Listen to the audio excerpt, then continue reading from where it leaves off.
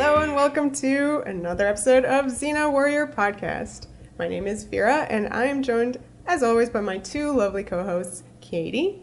Hello. And Livy. Hello. This week we are talking about 109 Death in Chains and 110 Hooves and Harlots. One of these is kind of a alright episode and one of them is very important. Major episode. And it's not the first one we're going to talk about because we're starting with the kind of random one. Okay, so this first one is about the myth of King Sisyphus, who classically seems to be a really shady bitch. It's funny because, like, the only thing I knew about him is that he was punished by the gods to push his rock up the hill, and then the rock rolls down and he pushes it back up. And it seems like, good aerobic exercise, if any of y'all want to try that. That does not sound pleasant. It sounds like CrossFit. Actually, being forced to do CrossFit for all eternity would be such suffering. I mean, he did a lot of shady stuff. Yeah, I didn't know about any of this until we were researching for this podcast, that he was an actual sort of a trickster figure, kind of like Ulysses. He seems to have talked his way out of a lot of stuff. Right, and I think there was some aspects where they say he's really his dad. Oh, yeah. Well, that would make sense. Because they're tricksters. But did he have a castle full of traps? That's my question. I think it's definitely based on this is a true story that we watched. Yeah. He seems to have disrespected the rules about hospitality. Okay. So he killed people who came to stay at his castle. Okay. Which just sort of makes him like a Walder Frey. I was going to say his real name, Sisyphus Walder Frey. And also, those rules are called Xenia, which remove that one letter and you get Xena. It has nothing to do with it. Don't worry, guys. It's fine. But I thought it was funny. But yeah, so this is a trickster figure.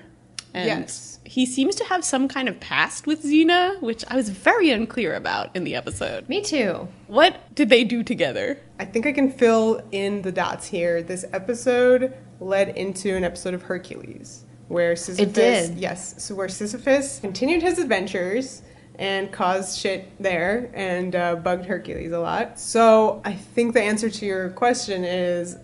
This is just some Hercules-esque shit that we're witnessing. This is definitely some Hercules-esque shit. Kind of like our conversation about Titans and also, of course, the second Xena episode, Chariots of War. They feel very tonally close to Hercules. This was written literally written, produced later, but written around the time that those were. So hence, they're, kind of like one-offs and then feeding off of each other, Hercules and Xena, the show. It's definitely not your big classic episode. Yeah, this is another one of those. Xena hasn't quite found its voice and hence is pretending to be Hercules. But it's like getting there. I think you asked why she knows him, and, the answer is because the script told her to. Well, it was actually kind of interesting to me, because, there are a few references to Xena and Sisyphus having a past.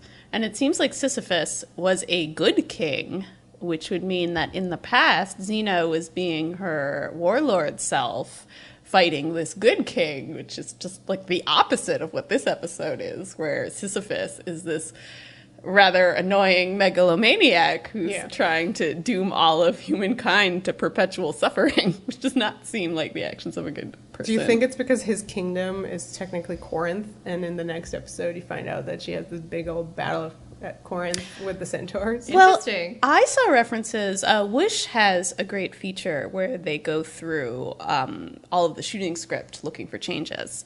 And there are references to Sisyphus in the shooting script for Hooves and Harlots. He was on the side of the centaurs. Of course he was. In the Battle of Corinth. Okay. So I think he probably was at one point considered to be more of a major character in Xena. He would have returned. And maybe they watched the dailies for this episode and said, Does he never come back? He does come back. He will come back actually in the second season. Yeah. And I have a funny fact about that. They recast the actor. Right.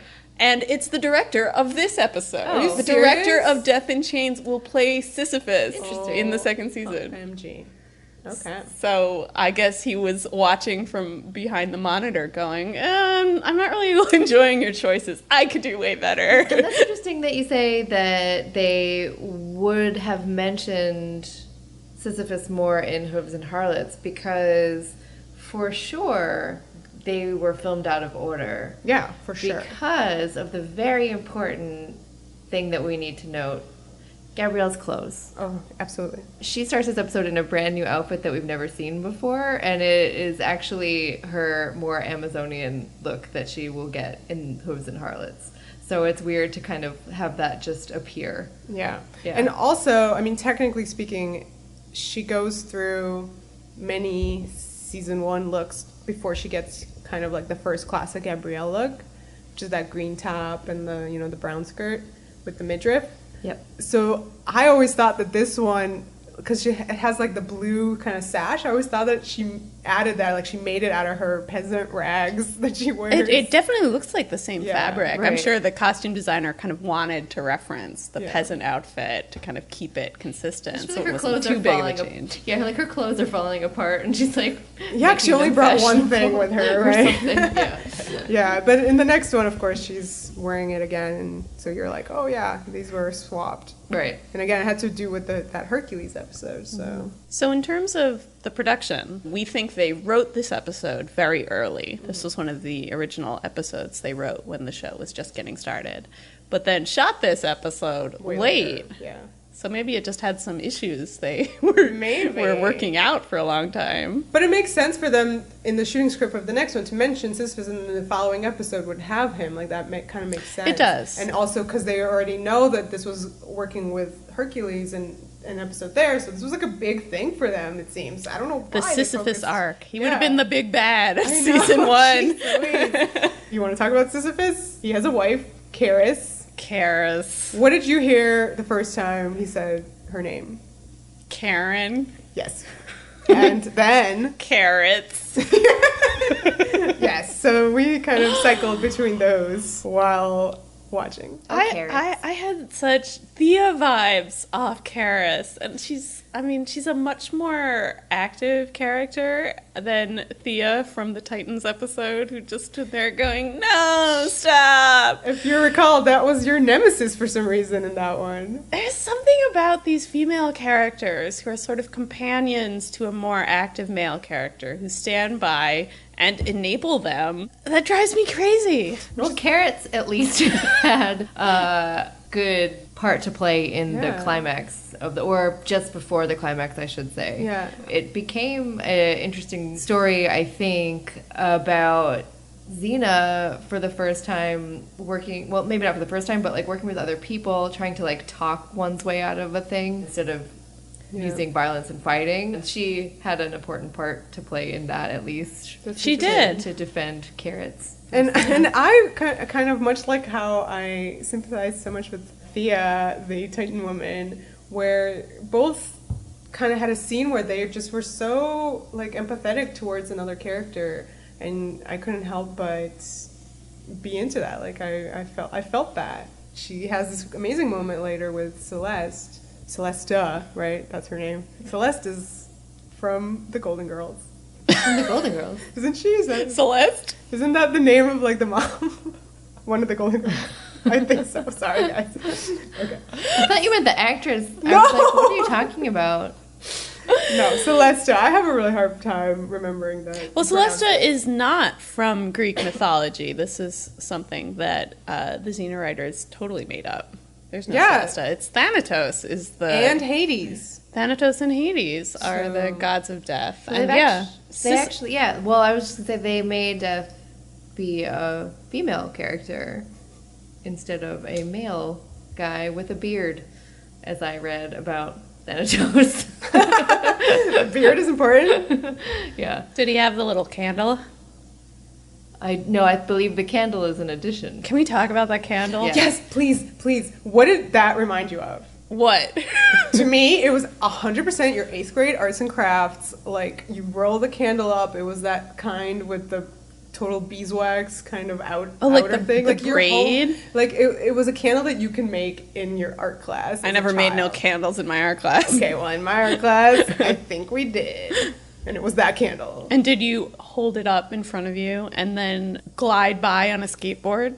I would say she was gliding by on a Roomba because it like a cat, you know, like one of those cats. Well, that was not invented yet. Because it turned so smoothly. It did, yeah. So she was just gliding around on that. No, we did not do that in my arts class, no. I guess this is the moment to talk about Celesta and the whole point of this episode. Yes. Yeah. I would agree. King Sisyphus and Carrots invite her to their house. I mean, she's coming to get him, to kill him. Or basically. so you think. Well, I mean, that's what she's coming there for. I liked how they did this. Yes, she's introduced as this beautiful woman in a white gown, like a silky gown, gliding around, and these guards are outside and kind of like, hey, baby, you know, he's like, you can't go in there yet, you know, like they don't want you in there, and like the guard touches her and he dies. So you kind of are, oh no, this lady's weird. Not only is she gliding around with a candle, but if you touch her, you're dead. But I did think it was really funny that, you know, she comes in, she's supposed to kill Sisyphus, but he's like, hey, why don't you stay for this feast?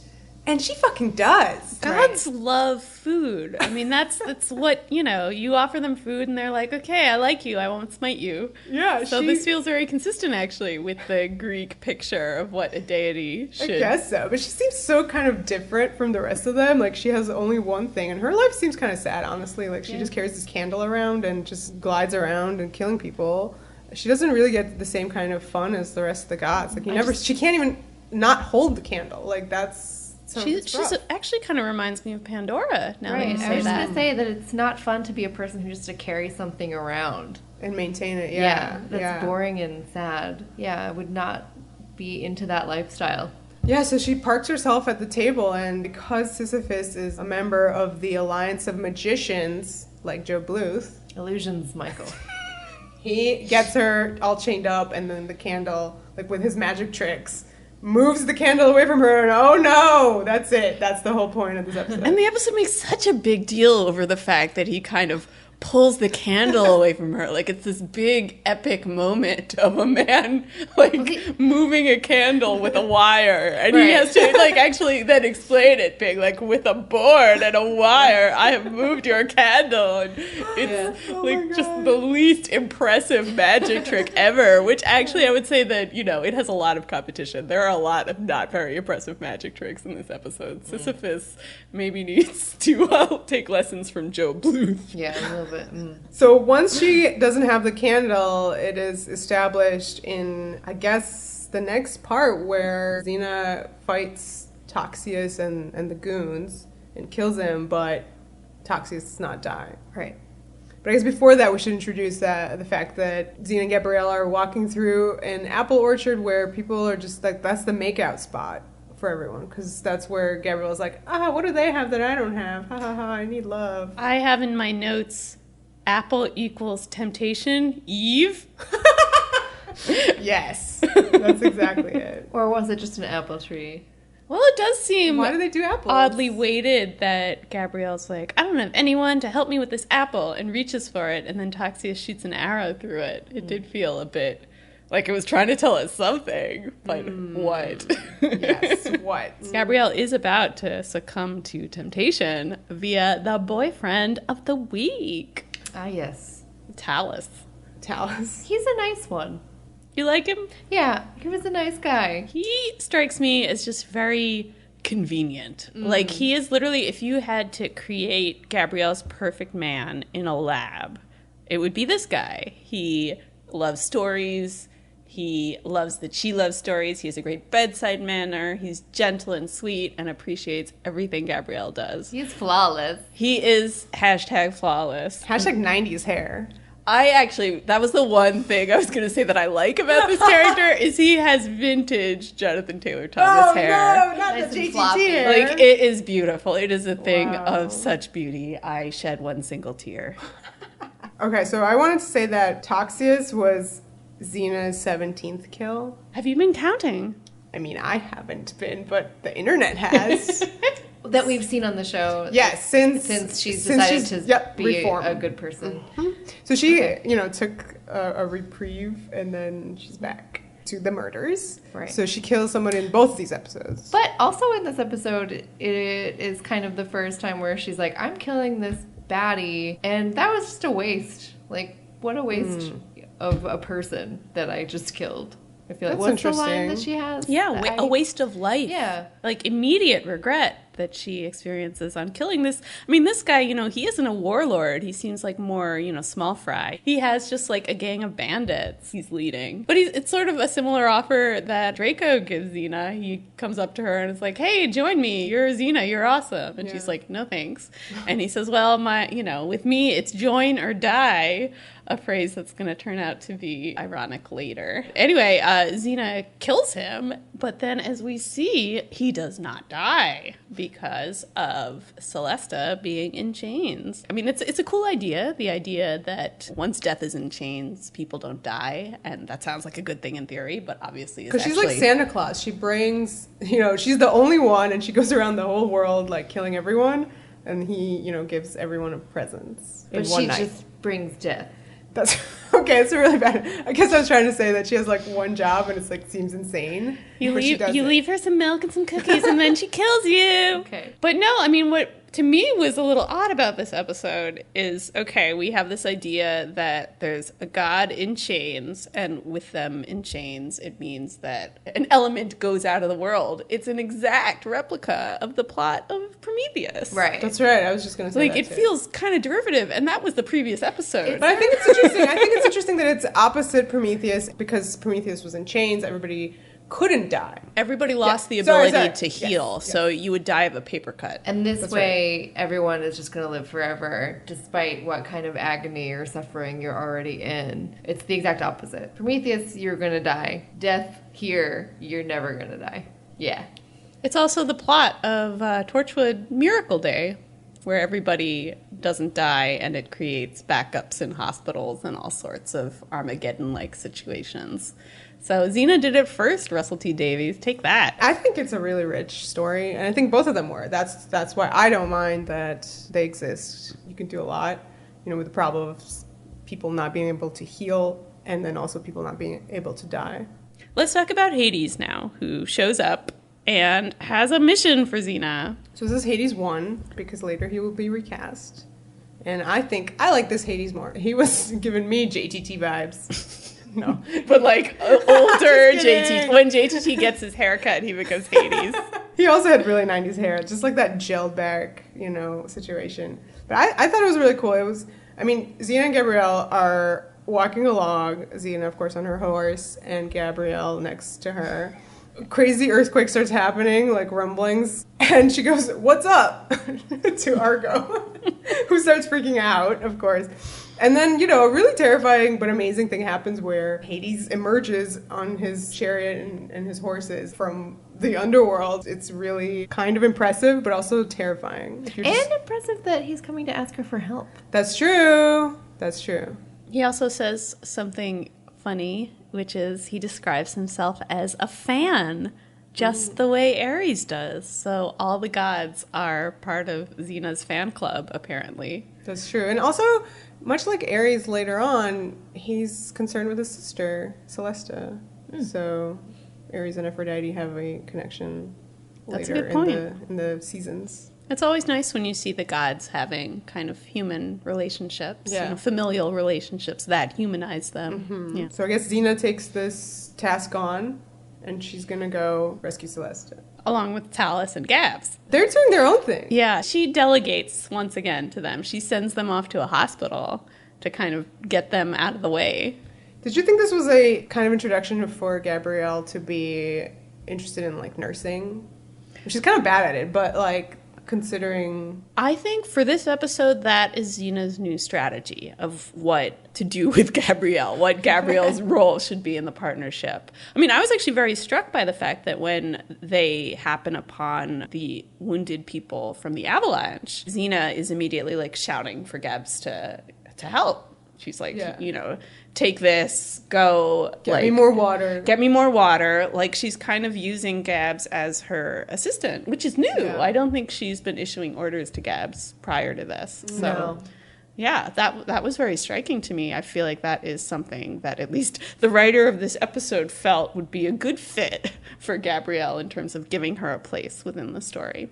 So yeah, rather now than just like dumping Gabrielle in a local tavern with a bunch of aggressive men, Xena's like, why don't you take your new boyfriend of the week to the hospital where you guys can do some good volunteering work and like be needed. So it's a more respectful. Yeah, well, she's giving her a mission, like a purpose, something to do, while also getting her out of the way. Like, she's keeping her safe, but giving her something to do. And I think one of her bigger lines, Xena's bigger lines in the episode to Boyfriend of the Week, is that, you know, she's figuring out stuff about Gabrielle, and one of the things is that Gabrielle's really stubborn. She says, you know, once she makes her mind up that she's going to do something, you can't talk her out of it. So Xena's figuring out these ways to, you know, keep her engaged, but also safe. That's interesting because I thought she was referring to how Gabrielle made up her mind about Boyfriend of the Week and how she's keeping him, and Xena was really talking about how, like, she can't, you know, change her mind about that. This guy's going to be with Gabs. Like, that's what she was talking about. I really thought that was like the undercurrent of her statement. Like, you can make it work. Because later she's like, you're going to figure that out, because of how she was like completely accepting how this guy was going to be a part of Gabrielle's life from now on. Do you think she feels relieved at the end when she figures out that Talus is actually going to die? She's like, oh, phew. I do. I think she felt that way about the baby, you know, in the Pandora episode. Like, she doesn't want Gabrielle to be into other things. She doesn't want her to move on. Yes, yeah. And obviously, you know, later in an episode with, oh boy, that's a spoiler, but like, you will see how Xena technically obviously wants Gabrielle to be happy, but also doesn't want her to leave her. So you guys think she's relieved this little guy is gonna die? No. You don't think that? I mean, not like it's like transference. That, no. I'm relieved this little guy is gonna die. I'm like, oh, thank God. Get rid of the Boyfriend of the Week. He's too perfect. She does figure it out before Gabrielle does, obviously. Yeah. That he has this issue. Yeah. He's a heart condition. Did you think that he was dead already the whole time, though? That seemed to be somewhat refuted by the way the episode actually played out. They set it up so nicely. Like, they had a moment with this old woman who said that she had died in the morning, but she was back. I liked that scene. I liked that old woman. There was something very spooky about that moment. This whole episode is sort of full of kind of Victorian ghost story vibes. I feel like, you know, you have like the haunted mansion full of traps. You have Celesta drifting in her white dress and her candle, kind of very ghostly.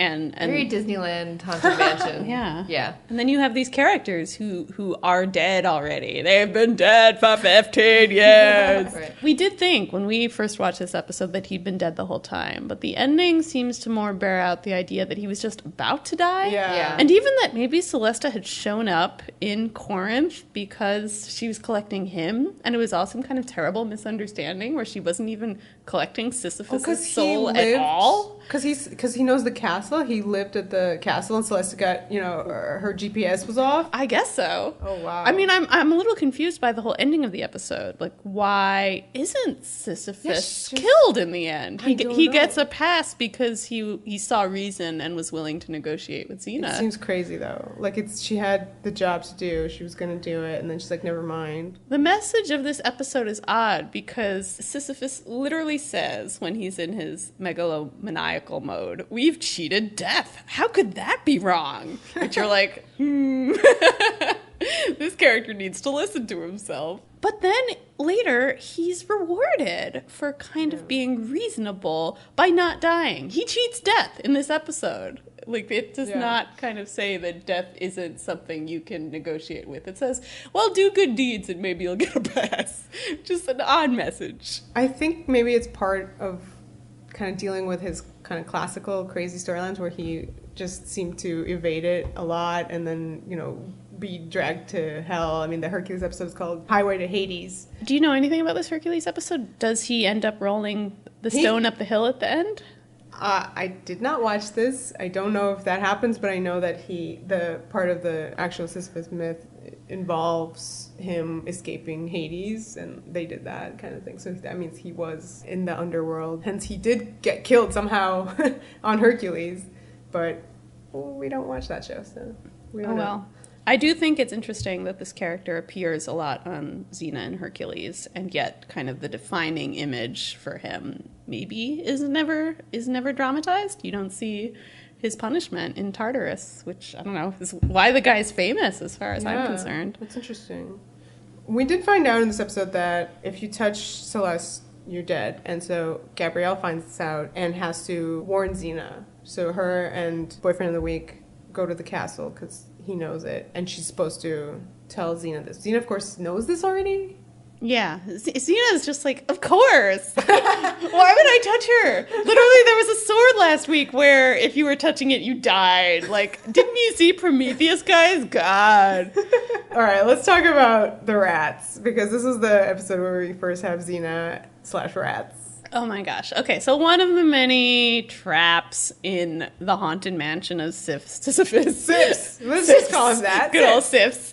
Is this, like, rat pipe full of rats. Well, no, I mean, they're everywhere. They go down this like crazy shaft. Like the Boyfriend of the Week goes down this shaft. Xena had to be like thrown down, like where skeletons were hanging.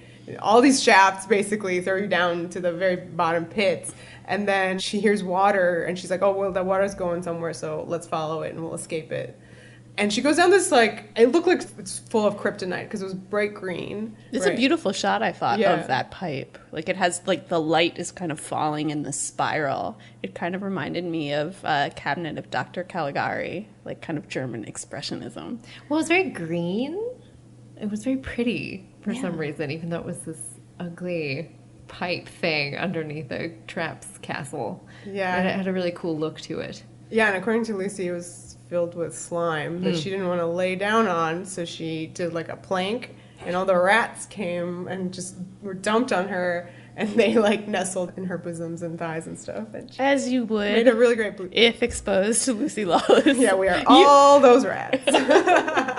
But Gabrielle also had an amazing rat moment. Oh my god, I love that shot of her with the rat. It's adorable. It's so cute. You know, you could see the reality of that shot with Renee and having a moment with this rat. Renee is just cracking up and kind of trying to sell it as the character freaking out. But I'm going to choose to just see it as Gabrielle being like, oh my god, this rat's so cute. Oh, don't laugh, they'll hear you. Yeah, she's trying to hide from the guards or whatever. Yeah, and so can't make a noise, but has this rat in her face. Yeah. And it's just ridiculously cute. I really liked that moment because the rat then kind of escapes, and the rat is established with little rat noises, and then Toxius, who's, you know, he suspects maybe Gabrielle is in there, sees the rat come out, and he's like, oh, it's just a rat. He steps on it, but as we know, like, the rat can't die, so you can, you know, you feel really bad for it because it's still squawking away. Yeah. Even the rat can't die, and he's just like a pancake. It's like a sentient pancake. That's really upsetting. Yeah. And Xena's line about all the rats was brilliant. It was just rats. What else is there to say? Exactly. So a brief side note on Toxius, who we really haven't talked about as a character. This guy is just the worst. Like, he kills his entire gang kind of for no reason. Well, he wanted to make an army of the undead because then they won't fear anyone and they can't die. I guess so. It's true. He doesn't know kind of the stakes of the game. He doesn't know that if this candle is restored to the hand of Celesta, him and all his gang are just going to drop dead. He's basically ensuring a happy ending to this episode. It's true, but he's also like a betting man, and he thinks that he'll destroy, like, that candle will burn up. And also this is the ADR of the week where the guys, after he kills them, it goes, undead forever! They're going to put that on a t-shirt. Okay, so, I mean, at the end of the episode, obviously Xena rescues Celesta. The candle's almost down. Yeah, it's actually really great. It's just like a puddle of wax with a light. It's a really beautiful shot. They did a good job of just really, like, you know, it's such an elegant way of sort of dramatizing the ticking clock. Yeah, and I really liked the shot. I mean, the big rescue shot is Xena throws the chakram, and it kind of like, you know, saves Gabrielle, who Toxius was going to kill, bounces off and frees the chains that bind Celesta. And you have this POV of the chakram going. And it mirrors the beginning with the POV of the candle going. So Sisyphus #2, Charles Siebert, the director, is pretty great with that. Yeah, those were both really memorable shots, I would say, of the episode. Once death is restored to the world, there's the unfortunate consequence of the boyfriend of the week having to reveal that he has, I guess, congenital heart failure Yeah. to Gabrielle, which is actually a very moving scene. It really is. She is so sad about this guy she just met. Yeah. And that actor was like, she was really committed to that reaction. And I was just going off of what she was doing. And he seems a little bit like shocked at how awesome she was. And, you know, like we don't doubt Renee. No. So, but it was kind of amazing. Like, she's amazing. Yeah, so he goes off with Celesta into this white light, which is that very Greek? Is that like Greek afterlife? The way to the Elysian Fields. Like white lightness? That seems kind of... I think there's some kind of choral accompaniment too. There's like, you know, choir of angels singing him to his rest kind of a thing. Yeah, I mean, I found this ending very overblown and cheesy. The only thing for me that really saved it was Renee's acting, which really grounds it in emotion. And this is probably the first... I mean, I'm trying to think now of what we've already talked about, but this is really the first time you see her being very upset and just going to Xena for comfort. Mm-hmm. Lucy's acting in that moment. You kind of see her for a second kind of not quite know what to do, but then kind of embrace that role of being able to comfort her, and they hug and it's perfect. It's very stoic still, though. I felt that the discomfort never quite left. She wants to be the kind of person who Gabrielle can cry on, but she's like, am I doing this right? Do I need to be doing more? I'm gonna stand here. It's okay. You could tell that it was like the first moment that Gabs has hugged her, and she's like, doesn't really know what to do about it. And Gabrielle's just the right height to just like lay nuzzle there, lay cheek against bosoms where all the rats were crawling. Her face fits right in there. Yeah. It's perfect. But wait, before he what's boyfriend of the week's name? He's named Talus. Yes. Before he leaves, he has a line that I think actually is good and important in the overall scheme of things. We have all of our themes of this week with, you know, death is important and necessary. And he says something to everyone that it's not how long you live, but how you live that is important, right? And the camera in this moment pans from...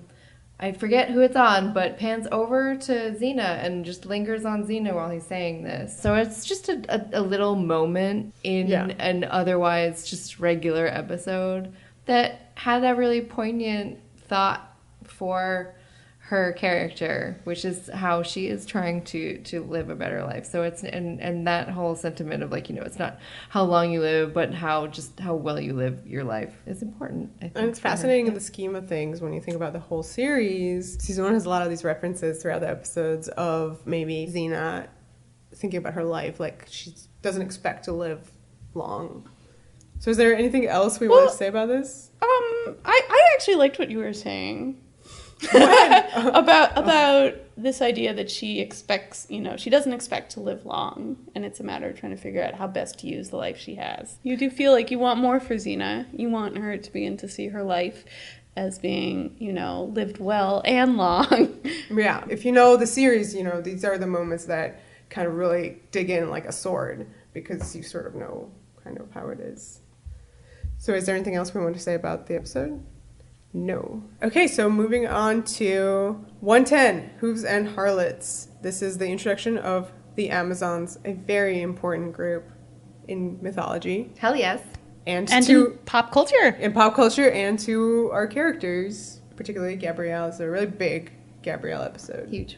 And it's also written by Steve Sears, just like Dreamworker, which I would say is the previous really huge Gabrielle episode. So that Steve seems to be kind of the Gabrielle guy in the writer's room. He's the champion. Yeah, he's kind of almost like chaperoning her journey, especially where it involves kind of this idea of what is her role in Xena's life and what is her relationship with violence and with weapons. Yeah, so this is, I mean, the big shift here is that Gabrielle goes from being on the side to getting her weapon and becoming a companion in battle. which literally is introduced.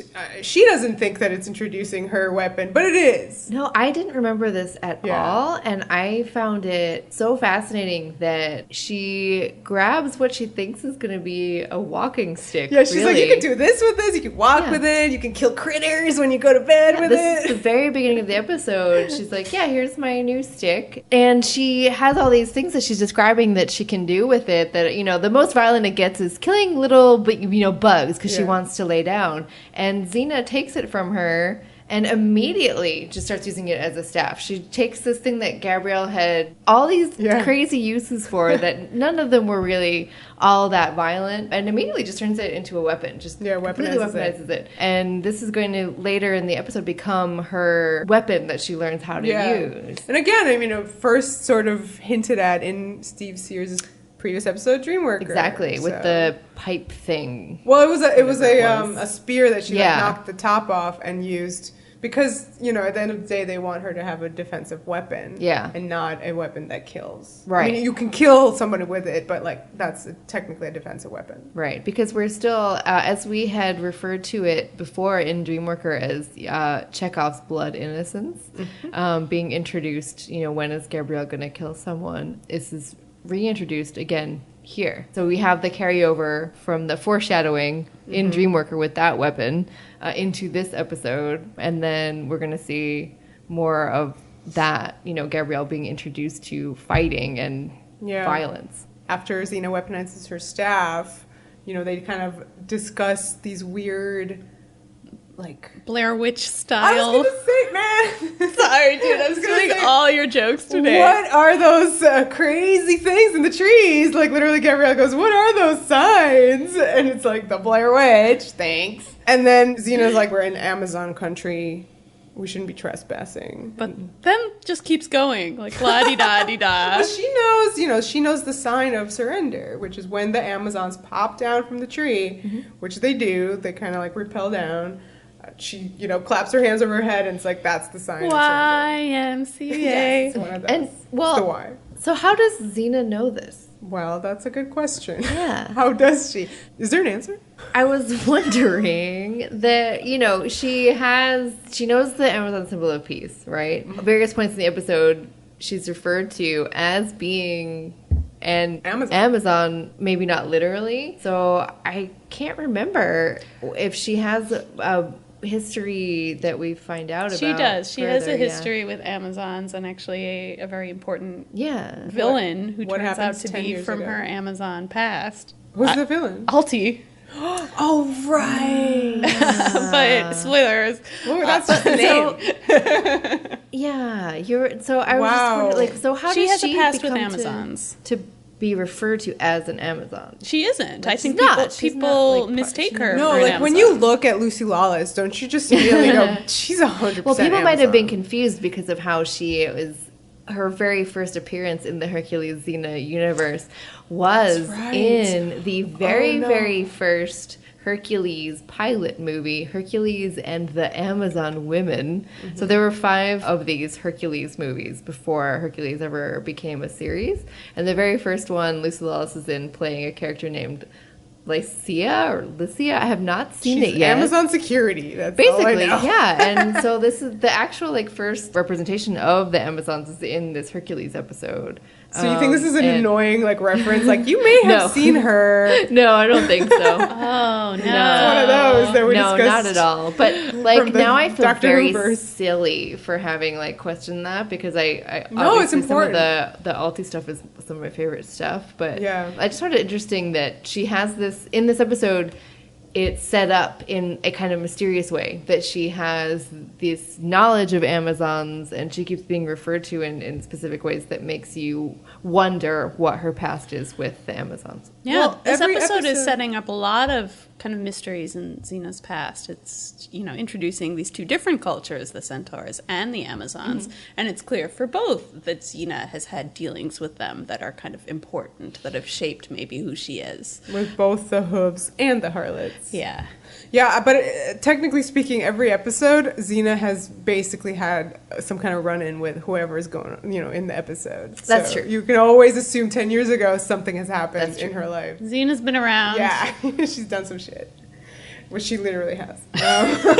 All right, so the Amazons comes down. What do we think of this wonderful effect where they come down through the trees and then go back, kind of rappel back up through the trees? That's a good question. Coming down from the trees, yeah, you get that. That's totally fine. But that was my question, is like, what is their, Batman gun where they get right back up onto the branches like that? So we're introduced to two Amazon characters, Effany and Tereus, after they take their little masks off. Yeah, they're Donnie Darko masks. Oh yeah, that is what it reminded me of. You're absolutely right.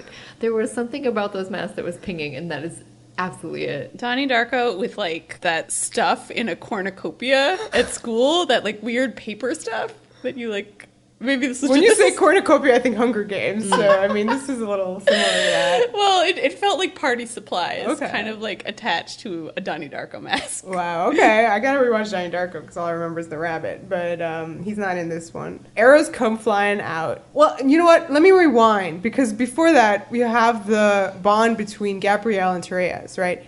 Did you guys think that was a little bit like how she met Xena? She like immediate bond with this lady, or like Gabrielle imprinted on Tereus, because she was like all up in her because of what she does in 2 seconds. Well, you get the sense that Tereus is immediately interested in Gabrielle. Unlike Xena, who's this, impressive warrior, Gabrielle's sort of more of a mystery. What's she doing there? Like, she has no... Don't judge a scroll by its papers. Yeah. It's like, you're definitely not one of us. Yeah, that's right. Because clearly Xena has these qualities that are closer to being an Amazon, whereas Gabrielle certainly doesn't. So what is she doing here in this world? And some people, I think, would react to that with hostility. They'd be like, what are you doing here? You have no place here. And I think it maybe says something about Tereus, that her immediate response is interest and kind of encouragement.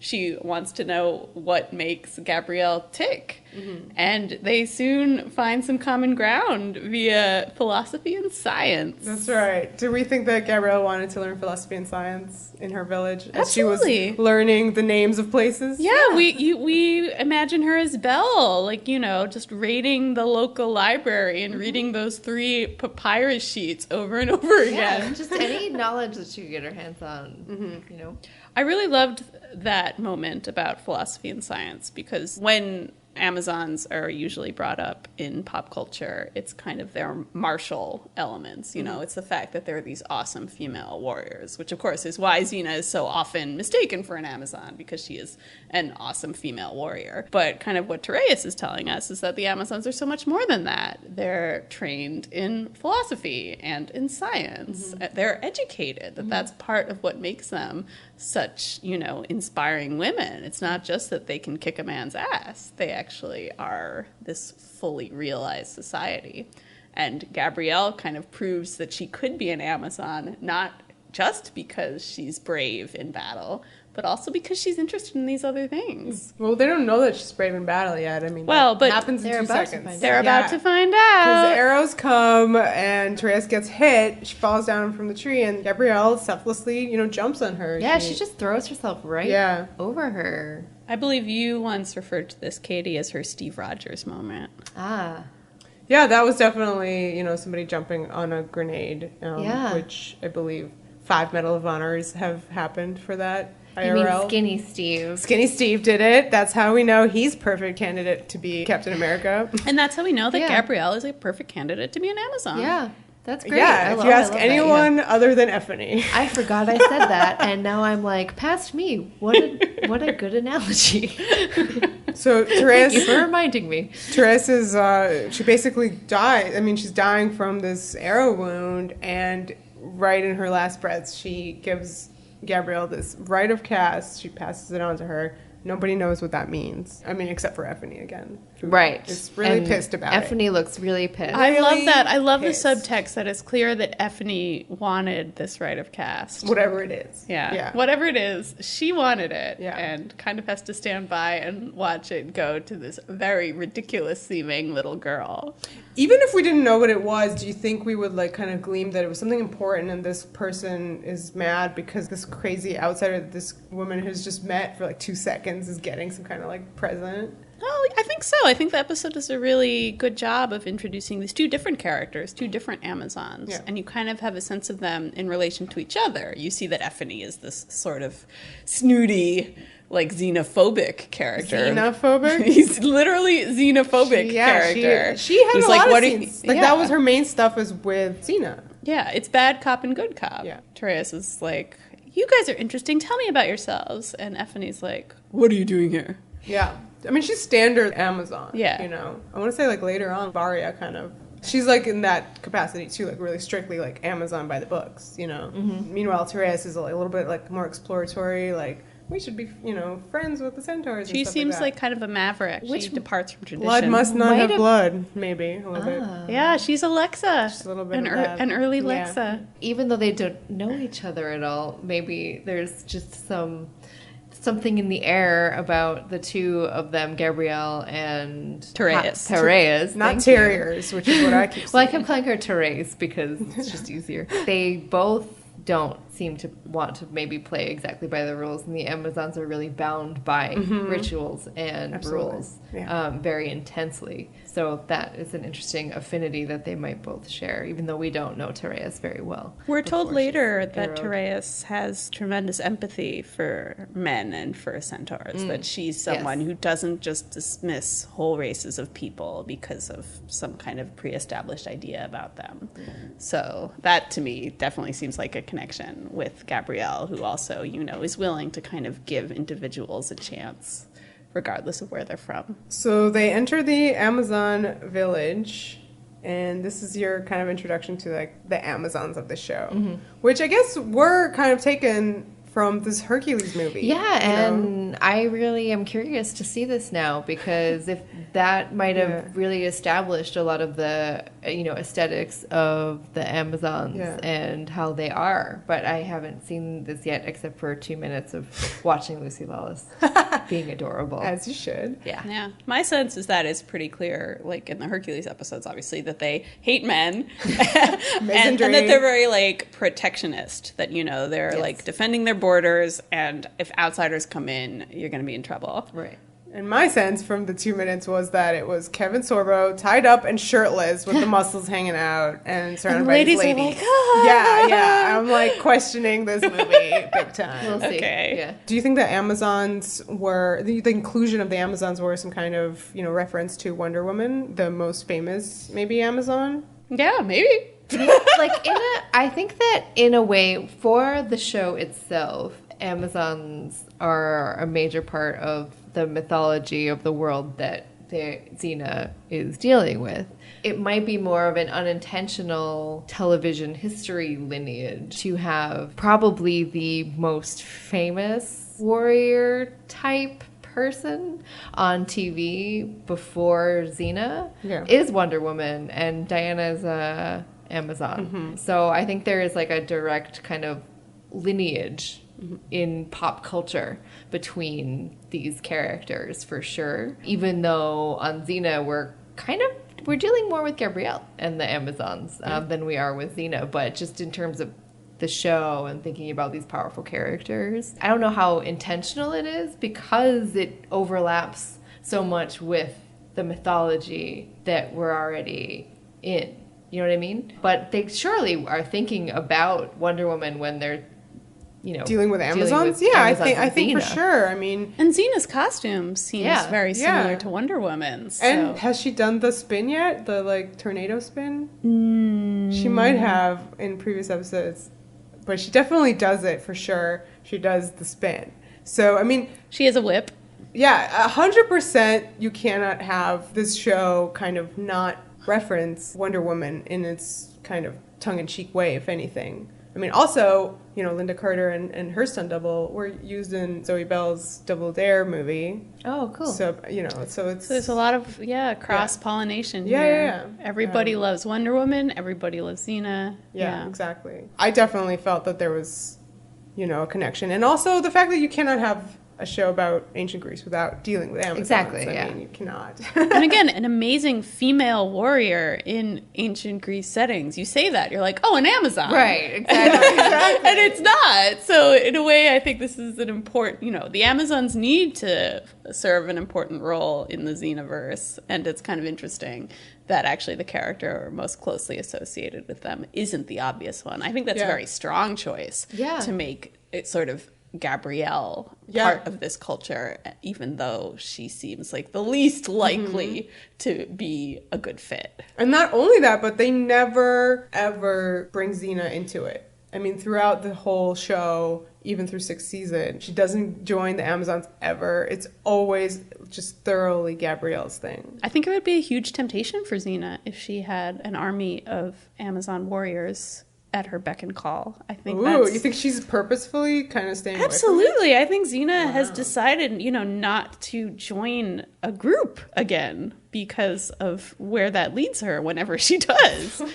She's such a leader. She obviously isn't going to obey Amazon law. She has her own law that she obeys. But I think if she were suddenly surrounded by these amazing warriors, she would make an army. And then she would probably, adopt aggressive invasion policies and push those centaurs out of their land and push those warlords out of their land and, conquer the world. So it's for the best. Yeah. Well, speaking of centaurs. I was the exact same thing. Jinx. This is our introduction to the centaurs, and what did we think about that look? I always just see the actors kind of shifting on the spot, and I think of it as the I really have to pee dance.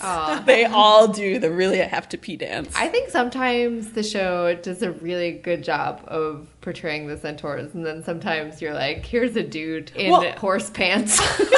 I think you cannot tell. I definitely fall for believing it when it's the close-ups of the real actor. Obviously you have a problem with 90s CG of the wide shot of the centaur rearing or walking around. But I'm very forgiving of it. But I think that I honestly think their centaur harness and the way that they do it is fantastic. They do the guy does, dance a little bit. The little pee dance. You always have the back of the horse and the tail going. I love the tail. Yes. I especially love medium shots where you can't really see the horse butt and just the tail flicks into frame occasionally. It's really lovely. It's fantastic. They did a very good job. I think they did an amazing job because they're putting centaurs into, they're showing centaurs.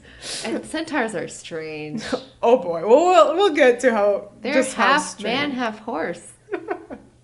And apparently there's no women centaurs. That is a thing.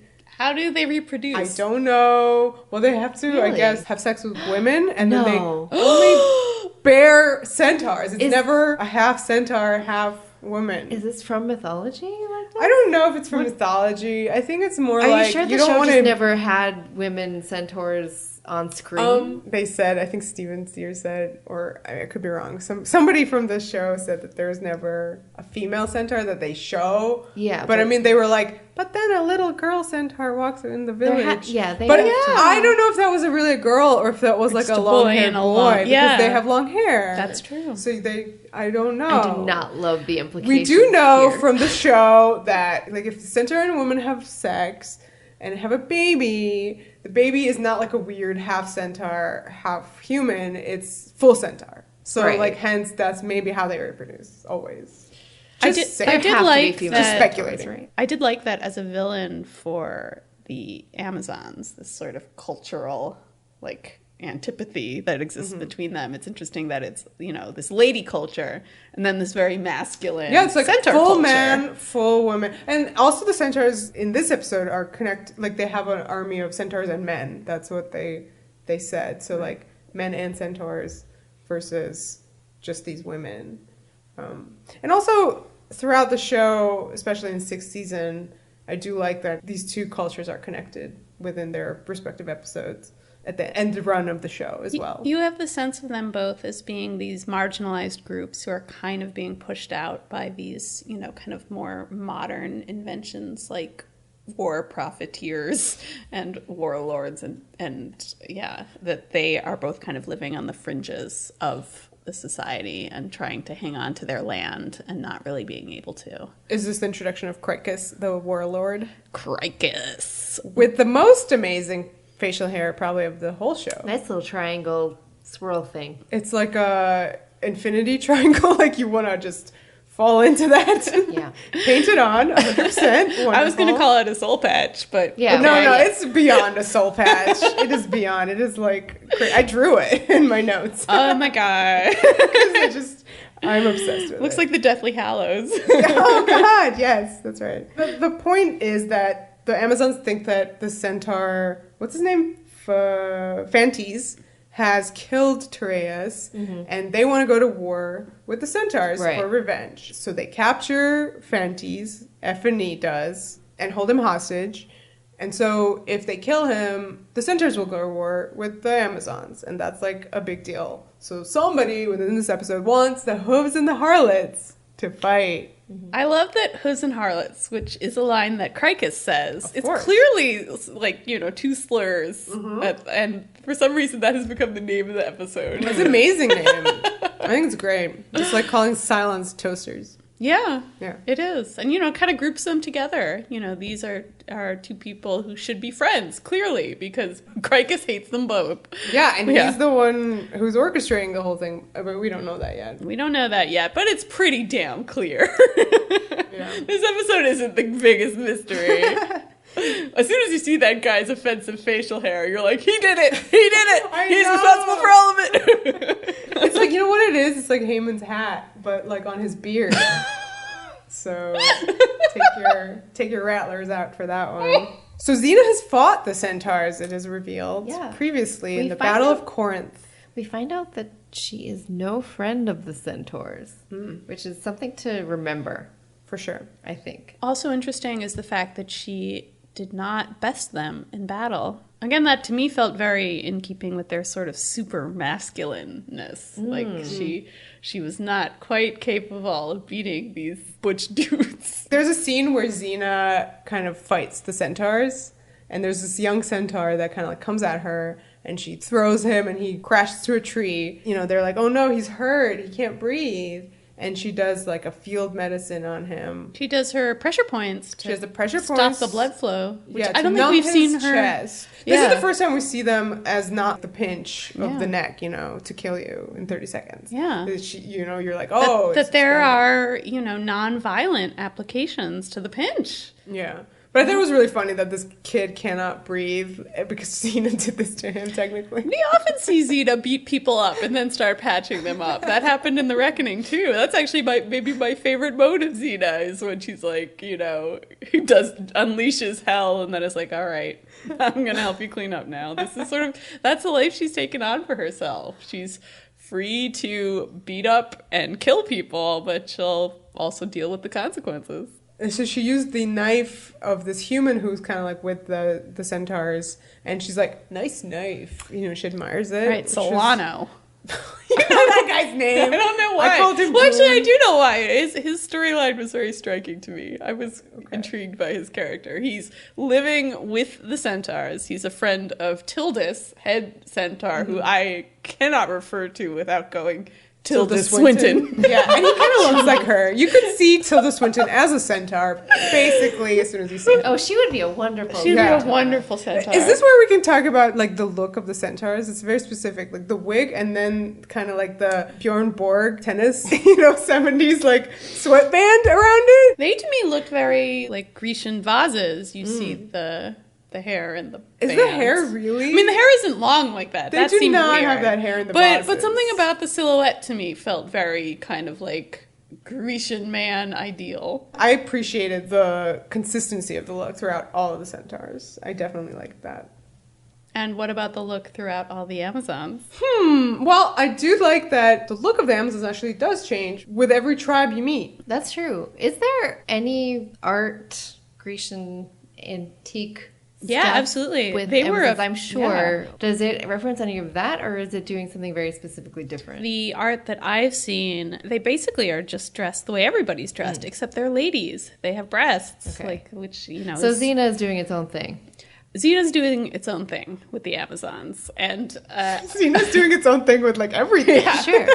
Yeah, I would say it's not like Xena's costuming and like random villager number 4's costuming is somehow rooted in historical tradition. Those hats aren't believably. Like a lot of people are wearing sort of good point, medieval you guys. get-up. Why are Yeah. you saying this isn't Xena's historically wearing a accurate? leather bathing suit. Like, but yeah, I mean, to me, obviously, the Amazons are kind of costumed in a way that recalls Native Americans And in this kind is- of a broad way. This is something that they have mentioned in production, right? Well, Steve Sears hasn't so much spoken about the look and design of Amazons and Amazon culture so much as actually like the kind of hierarchical organization of the tribes. You meet different tribes over the course of the show, and he was sort of thinking about it in terms of the Iroquois, who also were different tribes who then came together under this banner of the Iroquois nation. So this is the Amazon nation, Gotcha. who are also this kind of disparate set of people who all kind of follow. Because we'll meet the northern For Amazons sure, later on, especially because, you know, as kind of issues befall various tribes and they kind of have to join forces, that's very fascinating and definitely will be shown. I guess it's a really good segue to what's going on with Gabrielle right now, which is she's getting dressed in Teresa's Well, clothes. can we talk about two of my favorite shots of Gabrielle in this episode in terms of her character arc? We have Effany in the background a lot in the beginning, and she's going to become a very big character in this universe. Early in the episode, keeps talking to Gabrielle about, you know, about that rite of caste, hey. And there's this part where Therese, what's her name Therese. again? I'm never going to pronounce it right. Therese, she's being burned at this. It's her funeral pyre really is going, and Effany approaches Gabrielle about her rite of caste, and you get this close up of Gabrielle and the like flames from the fire like lighting her face, and she's very serious. And I was very struck by that image. And then leading into what you were just saying about her being dressed, you are in this scene now where she is losing her peasant garb for the first time. Let's disregard the fact that the previous episode was out of order and you kind of saw her in this stripped down version of it, where there's a close-up of her getting, you know, kind of corseted in to this Amazon garb. Well, I know that the tone is a little bit comical when she is getting dressed, because she's like, what is this, clothes? And like they're like, yeah, you have to do it, it's totally Amazon tradition. And she's like, oh, really? Great, new outfit, you know. But kind of going off of what you said about the flames, I mean, this whole time, the entirety of the situation in the Amazon camp is like these mourning rituals for Therese. And I did think that the first thing you do is you hear the funeral pyre go off, and Gabrielle kind of like turns and you see what's going on, and the tone kind of shifts, you know what I mean? So that's really great. I mean, is this also the point where we talk about how Gabrielle is really, gets a big head and completely accepts her new position? And also we should explain the rite of castes. Yes, well, the rite of caste obviously is all of Therese's possessions, and her role in Amazon society is passed on to Gabrielle. So Gabrielle kind of gets a free pass into that group. She is an Amazon, and not just an Amazon, but Amazon royalty. That's right. We have not yet mentioned Queen Melosa, aka Annie Lennox. Yeah, this actress is great, and she's amazing, gonna appear on the show like another two more times, and she's very impressive. So she's the queen of this Amazon tribe at the moment, and Gabrielle is now, with the rite of caste, the next in line of succession to be queen of the Amazons. Now here is where I completely get Effany. Right. Because this is insane. It is kind Effany clearly was, you know, like maybe the third one. So it's Queen Melosa, then her sister, and then like Effany's like her BFF. Yes. So she would have been like whatever the next in line, let's say. And then here comes literally This a little stranger. dork. A stranger enters for 2 seconds, does this thing, and Therese is like, you're the next queen. Yeah. Whoa. I can't help but think that there's a backstory here where Therese, for whatever reason, did not think Effany should be in There's that spot. a fic in Oh here. my god, you guys, And I'm if you know a fic that exists, Link it to please, us, because absolutely it's been please, written. I know, Lincoln? like, for facts, it's out there. Tereus has been like puzzling for, years over like, what can I do? What can I do to make sure Effie does not get this important position? And then a stranger walks in and she's like, you! Finally! Perfect. That would have to be something personal between them because we will get to know Effie really well. For sure. And there's no reason to think, I think, that she would not be an amazing But right now queen. she's like a kid. Yeah, She is shown as kind of a kid. Yeah. Amazon. But you know what? Effie actually, like, I think when I first saw this episode and was introduced to Effie and sort of saw Effie's resentment of Gabrielle and, so it was like, come. Yeah, what's that line? You must be mistaking me for a pet. Yeah, that's right. That's Like, right. Gabrielle has such a great smackdown there. Like, poor Effie just, squirming on the spot. But, Effie seems like she's kind of being set up to be maybe an antagonist here for Gabrielle. And she turns out to really not be. No. She turns out to be a very kind of strong-minded character who takes it upon herself to investigate Fanties all on her own, really, has another conversation with him. He says things that change her mind, maybe, about what happened with Tereus. And you kind of see Effie as this almost like cool detective figure. Yeah, I was going to say that I really like the growth of Effie in this episode, and the fact that she's already an antagonist for Gabrielle kind of gets resolved with her having scenes with Xena. Like, they do this, CSI investigation of the crime scene together. Now, Gabrielle's completely uninvolved with this. We can thank Gabrielle for inventing forensic science earlier. That's right. In the That's right. season. And now Xena's carrying on the tradition. That's right. Let's talk about the With crime footsteps. Xena even says she's investigating the hoof prints. scene. Centaurs put all their weight in the front feet, right? And that's the evidence that the Because fact that's where the man half is. They're heavier in the front. Unlike a horse whose head is not in the front of... I don't understand, but it's okay. Oh my god, yes. So that's Xena's take on the crime scene. The fact that the hoof prints don't match a centaur, but they match a real horse. Because, she thinks that a man really shot Tereus, not a centaur. Meanwhile, Effie's evidence is that horse poop has hay in it, and centaurs don't eat hay. Wouldn't it be funny if they did, though? If they were just like... Yeah. What if it's like a delicacy? You don't know. Yeah. But I love that kind of Xena shames Effie with her footprint analysis, and Effie's like, I'm holding a poop. Yeah.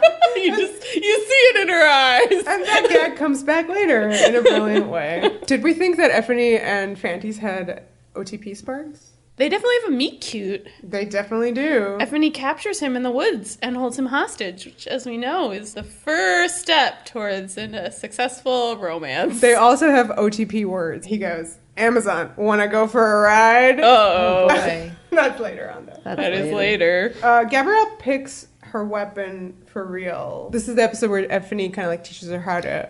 She Right. gives her the one lesson of using a weapon, and like it really sticks. Right. And that's also the same scene where they have the conversation about, this is a man's world. Yes, right? let's do that. I have the Yes. quote. It's a man's world, not because it should be, but because we let them have it. What do we think about this? Oh gosh, what do we think about those? I have mixed feelings about it. Yeah, me too. I had an immediate, ugh. It is a little bit problematic because it comes from Steve Sears and his kind of like, oh! As you may recall, we have a problematic jar that we have to put money in whenever the word problematic is spoken. So I just completely misaimed Yeah. my throw into the problematic jar, which is a problem. So I'll do it again. Yeah, you did it. This also has, for those of you who have watched Xena, a bunch of pictures of Boreas on it. Because we love We'll him. show you. Parias is problematic. We'll get But there. wonderful, we love him. Yeah, so Steve Sears has like, I don't know what to make of it, but his whole belief is that he doesn't like anybody who's too feminist or too masculine. So he hates guys who go like, oh man, this girl, I just date crazy girls. And he's like, well, because like you should think of yourself as, the one who's picking them. Like Is this you from have an interview? Yeah, that you have a problem with yourself.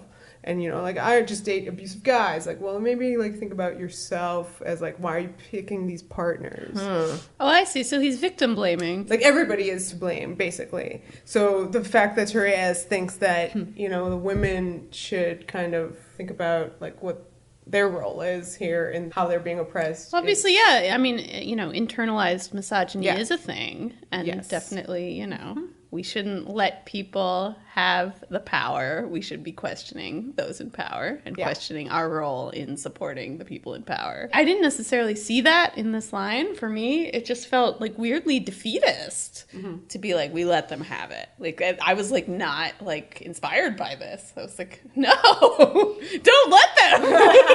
It's just an interesting, especially line coming from an Amazon who is just classically like the most like misandry heavy, culture. Yeah, it felt, I mean, in a way it doesn't fit with their culture in that they've kind of retired out of the world. Like, they want to have as few dealings with men as possible. They do leave it to the men and then kind of go to their corner. It just kind of reminds me of one of those lines that you say when you know that you lost something, but you're like, oh no, I let them win. I don't know if it was supposed to sound empowering in some kind of way, but it just doesn't quite. I think it's supposed to make her sound like the kind of odd Amazon, again, going with that whole like blood must not have blood, kind of her attitude towards the centaur. She's just, unlike all the other Amazons who are like, kill all the men, they're the worst. She's like, well, why are they oppressing us? Like, maybe we should think about ourselves, maybe? Like, that's what... You're supposed to think more about Tereus in that line. I mean, definitely from what we see of Amazon society, it's problematic. They are... Are you throwing it? Throwing some coins in there. Yay! They have this very set idea of what is truth, and of what justice has to be. Like the way, who gets executed for what, it's so rigid that obviously like great injustice can be done quite easily. So you see why Tereus would be sort of frustrated with kind of the way things are in Amazon culture. And it does seem to me like her tagline there about we let them have it is maybe an indictment as much as it is, some kind of weird feminist statement. This is a perfect time to talk about execution and how Gabrielle has to execute Tereus's murderer, basically, who they think is Fantes, this centaur. The whole point of this episode was kind of basically this scene. Again, Stephen Sears, who previously dealt with her, or introduced her blood innocence, Chekhov's blood innocence, based this whole episode around this shot where you think that she's gonna lose it by having to avenge Teresa's murderer. Right. She's wearing her clothes and wielding her sword, and you can feel how much pressure Gabrielle's under to kind of do this. Unlike in Dreamworker, where you immediately knew, like, this was wrong. Like, she should not be, like, cooperating with these cultists who wanted to take her innocence. Yeah. Here you kind of see how she could do it and feel good about it. Like, it was a reasonable thing to do given the circumstances.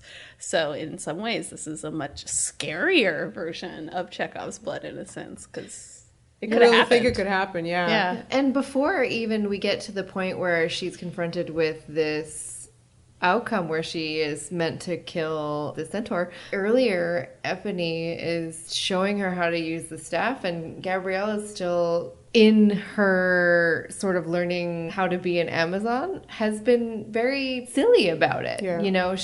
When she's doing their like dancing, she's just being a little crazy.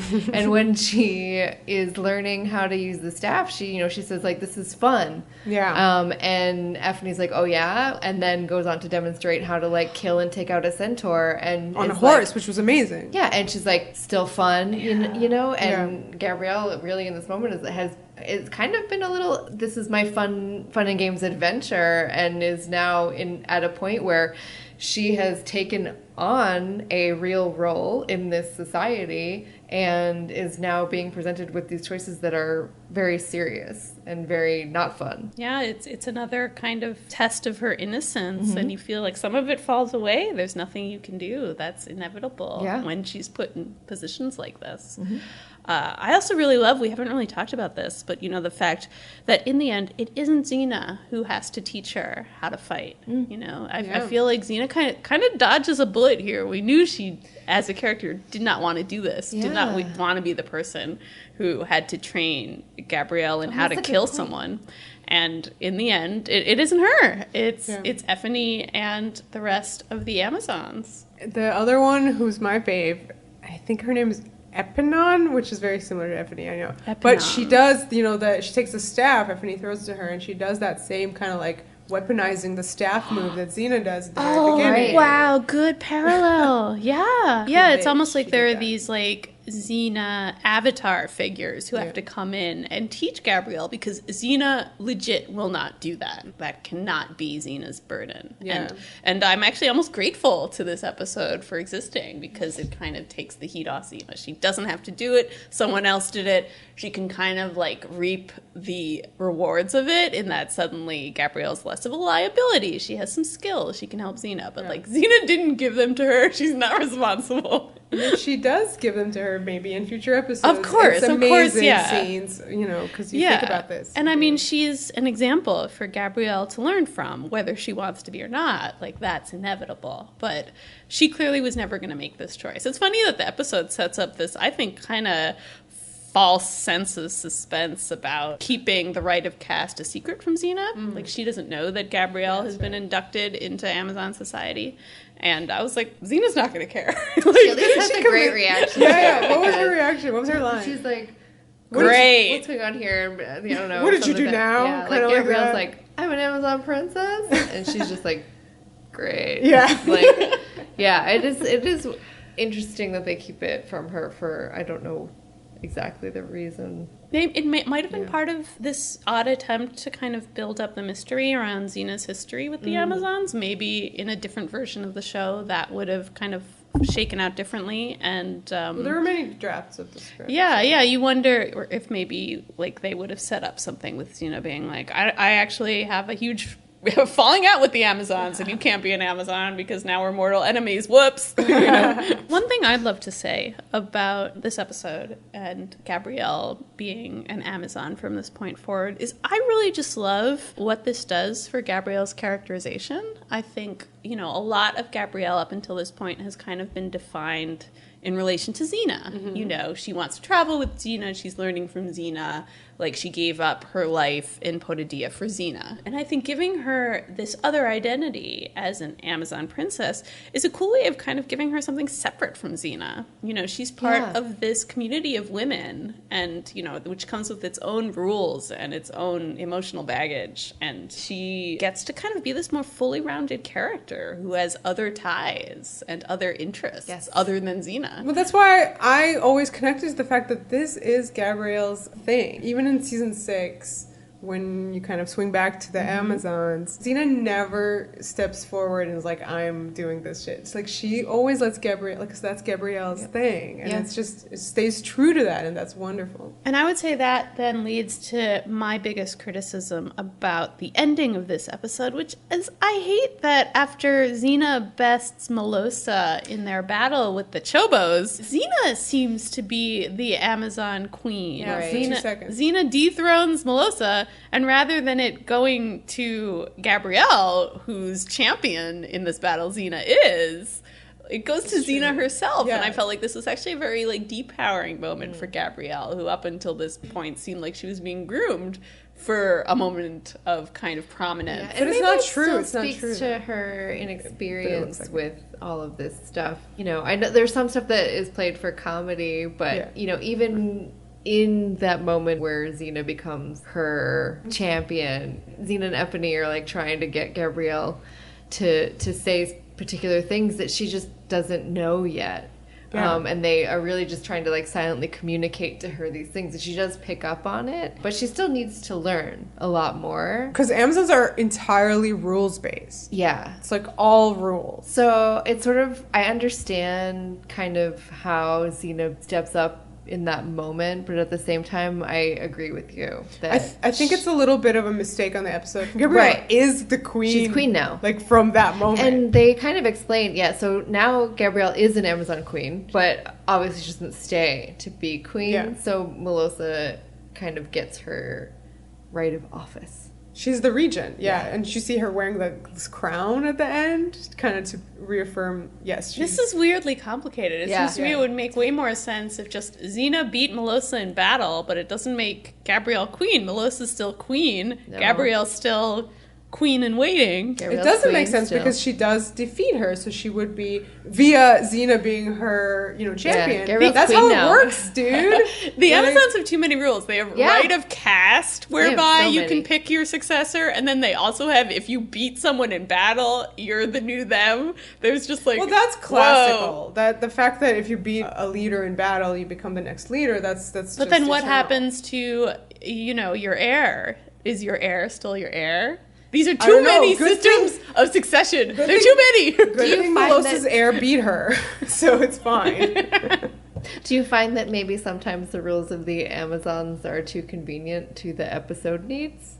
I mean, like all rules, that they are often molded to fit these Yeah. circumstances. Yes. Steve Sears had a comment jumping ahead to season 6, but Faria does take advantage of a lot of these rules and this loophole that was created literally in this episode, kind of to gain power.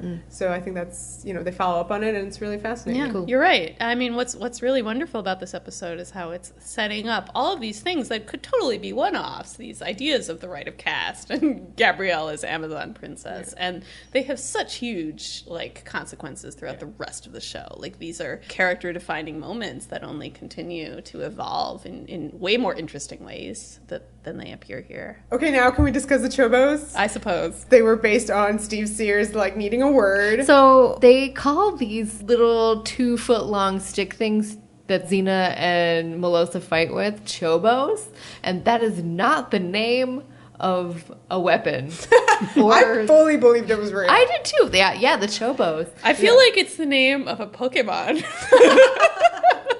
But it's really churro. That's where it comes from. Yeah, explain this story. He needed a name and he saw somebody eating a churro and he wrote, out the window. yeah, or it was really something. weird. He just wrote Chobo with the intention of, control find later on, switch it to a real word, and then forgot about it. Not until he saw the dailies where it was used and he was like, oh shit.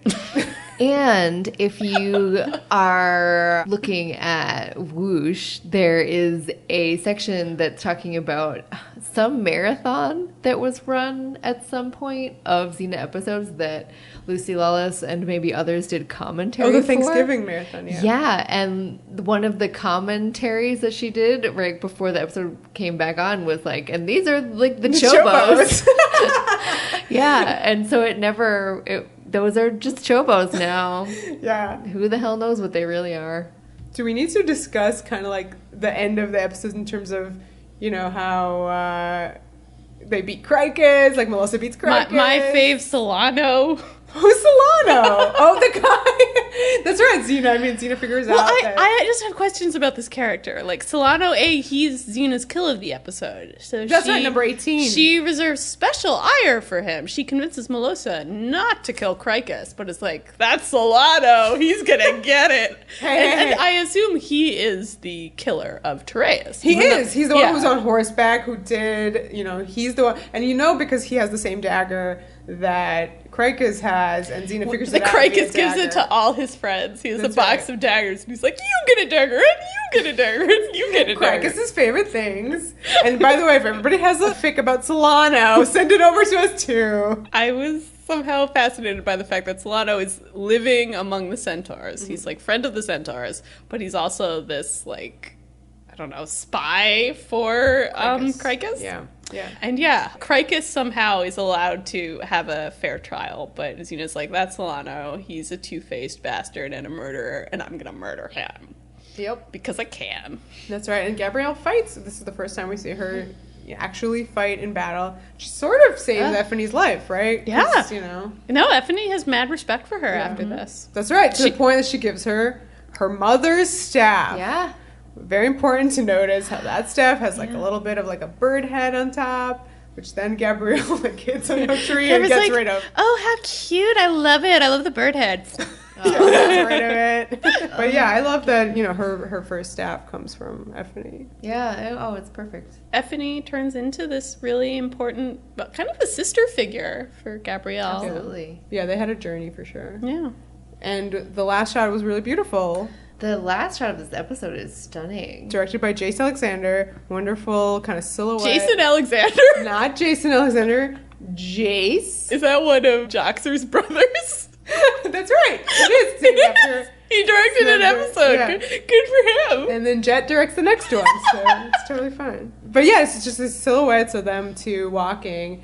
It's totally beautiful. It's sunset red. Yeah, very... it's just amazing. And you wouldn't think that it matches their conversation at all. Yeah, it reminds me of Gone with the Wind. Oh, yeah. yes. Yeah. Absolutely. I'll never be hungry again. That's right. It actually reminded me of like sort of a vase, a Greek vase. The silhouette, the orange color, the clay. That makes more sense. Right. But yeah, it's so beautiful. And then also hysterical. Because, a through line in the episode is how annoying Gabrielle can be or appear to people. Hey, she puts up with me fine. Exactly, that's the line earlier where it's just so funny because Ephanie's like, I can see why Xena is always on the horse and Gabrielle is always walking beside it. That was brutal. That was oof. She dragged her with that one. But Ephanie listened to all her stories and stuff. She owed her. It's a sisterly bond now, I think. She's dragging her the way an older sister would drag a younger sister. It's loving. It's a loving. She's so annoying. So you have Gabrielle kind of, just yammering about stuff, and Xena just turns and starts walking in the other direction with Gabrielle continuing. And it's just so cute and so great for their relationship.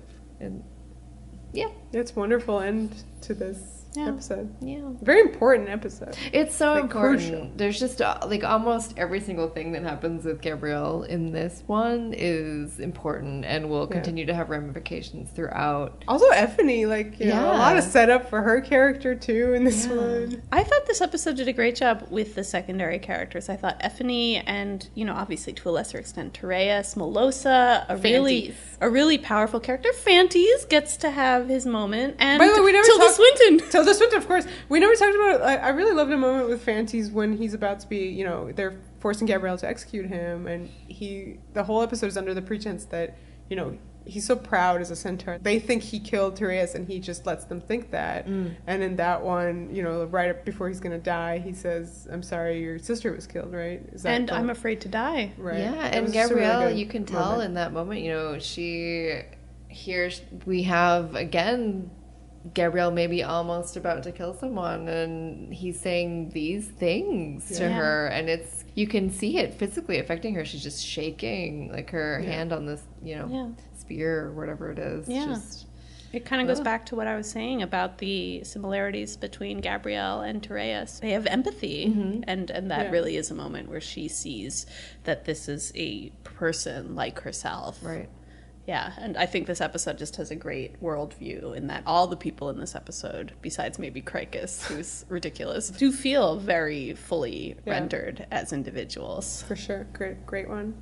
And I think we're done with it. Yeah, so you can do all of the usual things. Follow us on Twitter at Xena Warrior Pod. Subscribe on iTunes. You can rate and leave a review. That stuff is super important. So if you could do that, it would be really great if you guys did that. Really cool. For sure. We love reviews. We love messages. And we definitely love ratings because that, I guess, helps it bump up in the iTunes thing. Yes, it does. So there. Yes, it does. Please do that. Yeah. But definitely any thoughts, arguments, things, debates, questions, just comments. Hit us up on Twitter. We're also on Tumblr at xenawarriorpodcast.tumblr.com, and on Facebook, Xena Warrior Podcast is the page there. So wherever you like best, come talk to us. That would be cool. We love to hear whatever you have to say. Yeah. All right. Until next time, the power, the passion, the podcast!